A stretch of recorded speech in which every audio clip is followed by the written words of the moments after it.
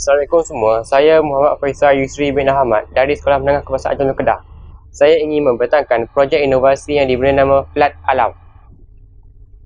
Sebagai pendahuluan, saya ingin menyatakan permasalahan yang menjadi sebab utama saya menghasilkan Flat Alam ini.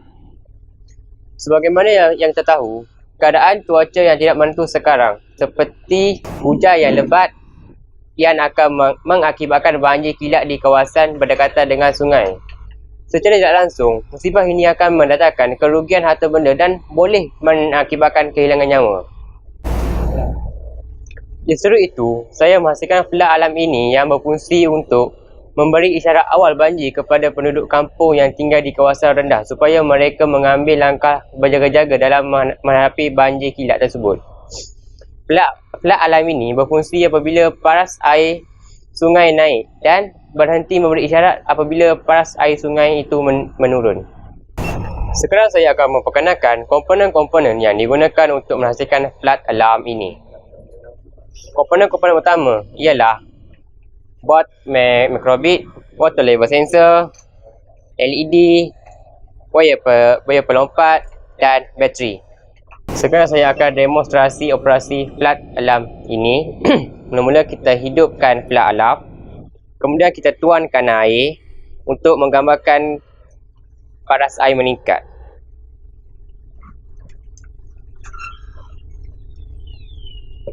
Kita akan mendapati buzzer berbunyi dan LED menyala mengikut paras air.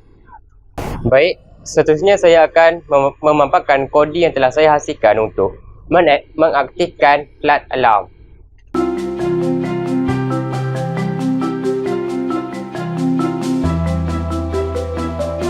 Berikut adalah carta alih proses Flat Alarm.